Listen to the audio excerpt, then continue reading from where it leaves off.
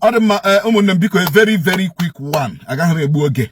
Chineke zọpụtakwara ụmụnne anyị ndị nwaanyị abụọ again n'aka ndị organ harvesters and ndị na-ere anụ mmadụ, ndị na-ere ereshi ndị restaurant anụ mmadụ. Because some restaurants in Owerri now, they are also part of organ harvesting and part of ogbugbu a na-egbu ndị mmadụ n'ala Owerri. Hotels and restaurants. Ogo for gị jiri nri na hotel, ma na anụ mmadụ ka ị na-etile gị na nri gị na-eri. Ijiri nri na restaurant n'ala Owerri nga ma na anụ mmadụ ka ị na-eri. Amami na got ebe na-eje. So abaghị uru igbu ogologo oge. Let me play this report from one of our sisters who made escape from under. Hello? Yeah. Good evening. Kado? Adema. Okay, when you see the chari param? Yes, sir. All about the woman slaughter in escape from. Organ harvesters. Yes, sir. Okay. Kado to shirime? Okay, that day, on April 2nd. Okay. So I'm outside my house. Every shop outside my house. So I'm outside there. But when I saw somebody now, outside my house, they all come my neighbor. Okay. I'm up there. I never around to 3, maybe 2:40 something. In the afternoon? Two guys are hand on every bike. Is it afternoon or evening?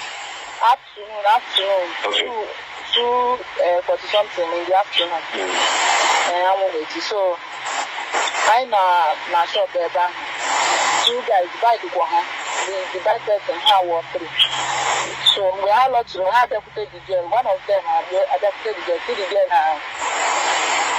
No, they may home service but it's not one day a child like but now after after everywhere monoga to try to the girl after I am on the home service or buy a gold the girl I buy at 15,000 or buy your last price the girl after no last price that's okay the girl I joy I don't know church or my or about for normal wood.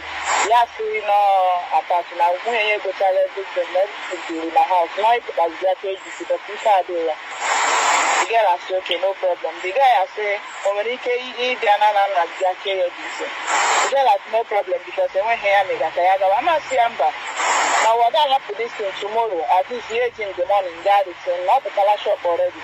Nobody can now up one and when they got that. That's the one and that. And I came by and I'm going to Master, now, I love when already. I'm not just joining my party while I already now publishing more from my own pastor outside. I'm not now, and go to Miss Obubala inside.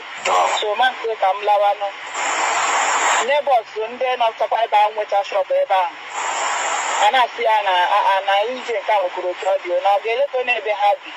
A little bit inside the one and make home service. I think no Mogoma, neither police station, no Mogoma.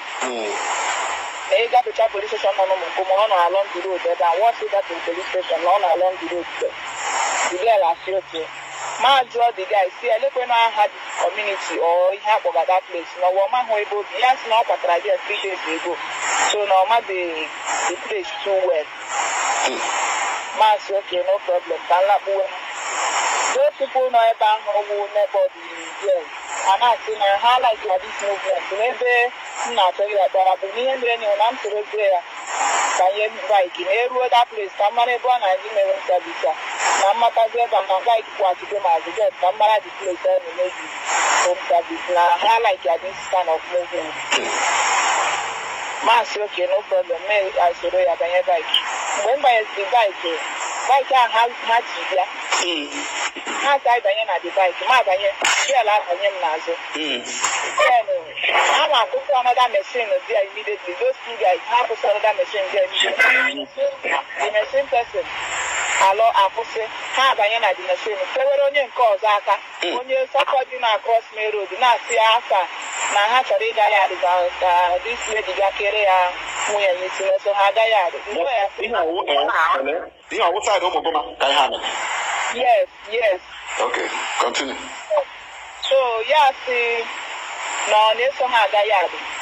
ka ha gaa ya adị na this lady chọrọ ike keri ya nwere the guy asị nke ahụ na across main road asị na enwekwenye ihe a na ebe eme na ya chọrọ somebody ka onye ahụ pụtabe ya soro onye ha abụọ ya gagote gari iri na ya ha machine nke ha akwụsị that guy across main road ka anyị ha adịzie 4 that is 3 people plus onye bike 4 while the more one had the girl plus onye bike 3 total of 7 na-egbu na-aga anyị machine nke anyị na-eso ha n'azụ agagidela ruo ụmụgụma market ebe ahụ police station nọ ebe ụmụgụma market ahụ na-akwụsị machine nke anyị agakwuru ha ebe ahụ sị nwaanyị ha ji ekwesị ọtụ na nwunye ya kpọrọ ya na phone na ọ n'ibe fruit so maka ya gotere nwunye ya fruit salad na ọwụkwa na anyị nidiri fruit na anyị goro masị mba na enidin fruit na ana m ata fruit digel alọtụ si na ya nidiri ite ya were apụ digel ewere apụ abụọ ihe n'ime akpa o tichiri ngwa ọrụ ya like scissors na ihe ndị ọzọ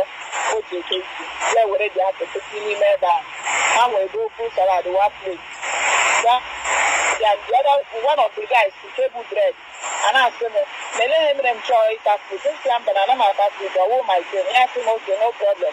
Maybe I will my thing. And I'm feeling now why you give me a ton of fruit. Since I only give me a ton of fruit now. Only do that. I said, no problem. I'm going to give me another. Now making that statement. Now I let the girl I see now talk about that statement. The girl I said, "I'm take it to her." Na day we work in a method to have many other things. We could just reform move for the machine. Here, a move. By next to I got to the police station. Now, Ghana, but inside the man to the girls. By another, HMS police station. I got to that police station. They will have the place on a mirror. The girl I saw my father, so nearby, so nearby to the house.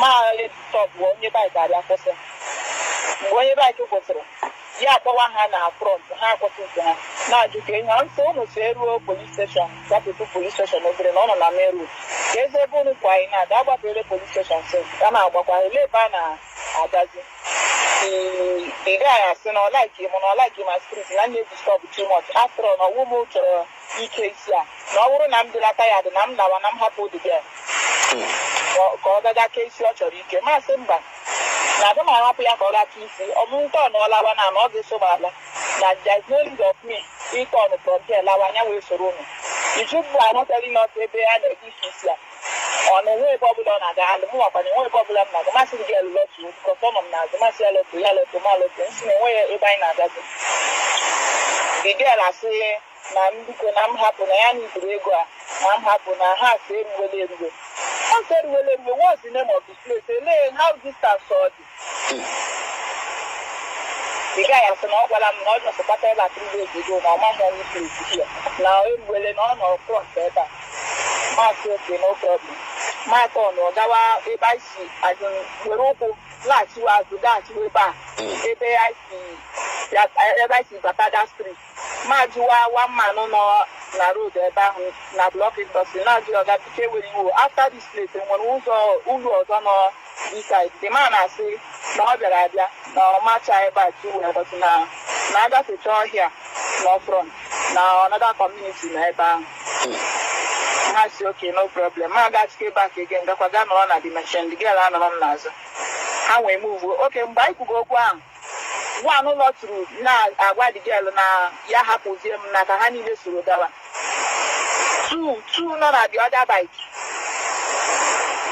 n'ime 3 of them one ụlọ tụrụ 2 anọ na bike ahụ ekwụrụ ha gawa one ahụ nọ na convince the girl si ya na ya gwa m lawa na m na-disturb too much na ya gwa m lawa ka ya join ya na machine ka a gaa ka oke isi ọsịsọ ka a pụtawa anyị nọzi ndị ahụ ndị nke ahụ machine kwụrụ pụọ obere oge dị machine ala achite azụ man ajụ the vice president ya na don reach place until no far na you just dey here after this house na there na say okay no problem ma banyezie na machine then the bike atọn kwa kpọrọzie that guy nke anọ na convince the girl ya banyezere the guy ya banyezere onye bike ahụ na machine then mụ abanyezie na nke ahụ anyị dị already the girl abanye m n'azụ machine move that guy nke ha eburu ya guy begara na that first machine last azụ machine here move our own na-esozi ha n'azụ.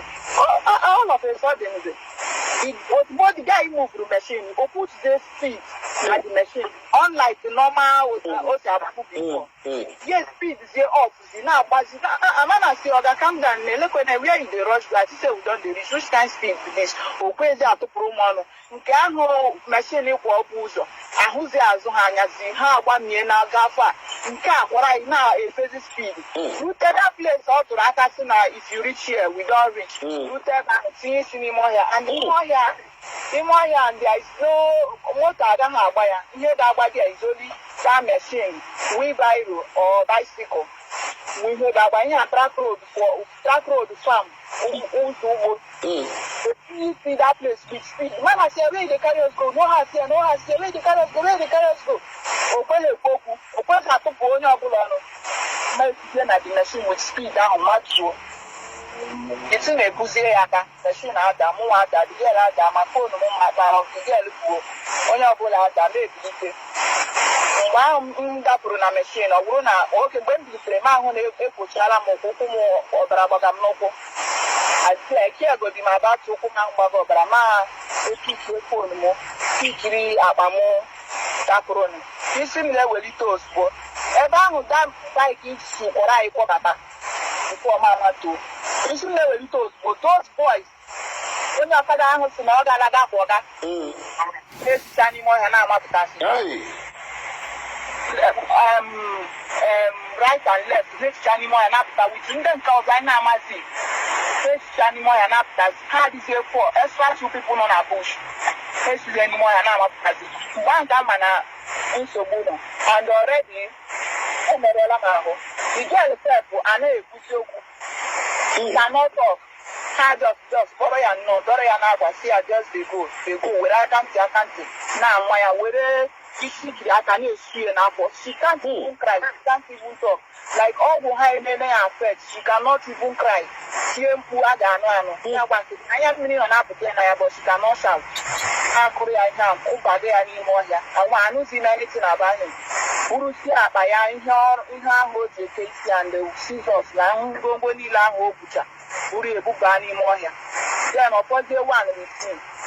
Wow, on your current time for that girl, like that first guy up with a room machine, you tell Bango, I near that I did machine, I put a son machine, I have with lion. Nana so cut a bed, no divorce, waiting up, I just go when I'm not searching. Room machine, I move. Why I cause your mama with one guy, the guy and asked him near my phone or else say go shoot me. Nancy, I waiting I do you. You never I but at that point, off where I can find any jacket, jean jacket, so I'm a mojebe or the mother's not here waiting I do you. Why you want to shoot me? Why you want to shoot me? Or say I will say it again. Give me your phone or I shoot you. After waiting I do you, and I go tell waiting I do you. Here with the jacket and in Aqua. Or woman won't have what would Yaros and with our country. A mother man will see that me here. I drive that phone with me. I come in here and see I won't keep there. I drive Motoka's charm up. I drive my dog with me more here. So, back up that me here. I don't have any other option. Even I own and walk with me here to the point so now.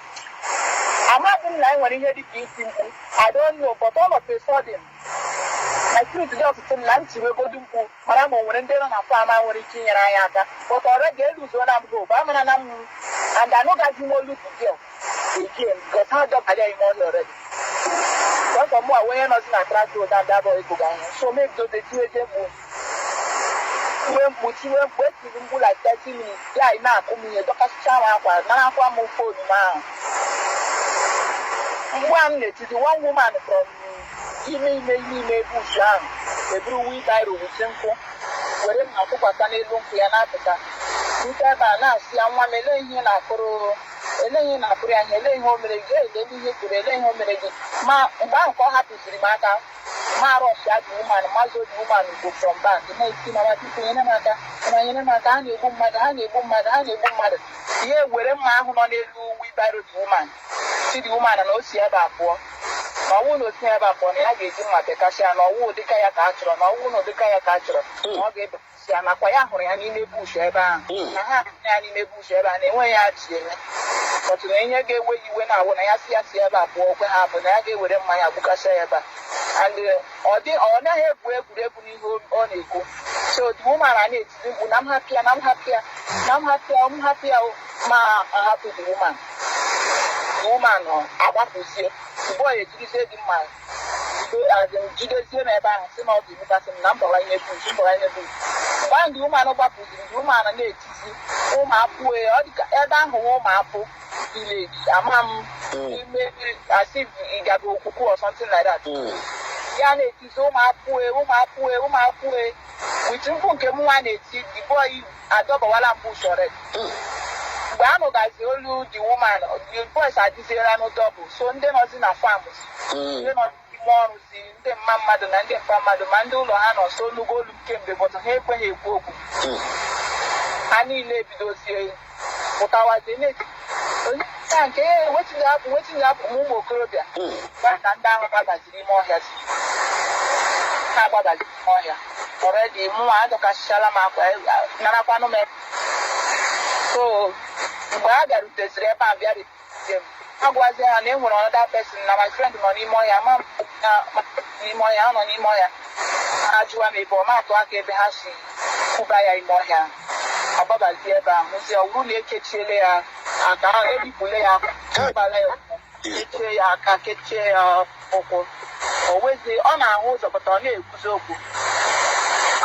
ụda Chineke eme ebere ndị ahụ akpọpụtazie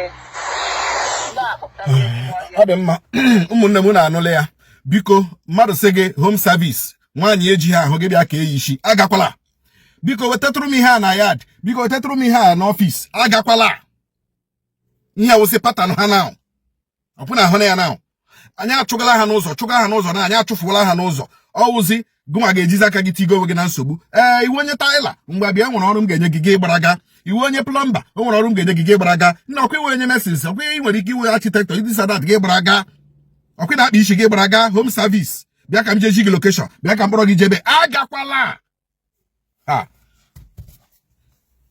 nke wee eziokwu na Chukwu okike abịama ga-aga n'ihu na-eme ndị expose all their strategies okike abịama ga na-eme ha expose n'aha Jizọs. Be careful out there, be very careful out there. Thank you.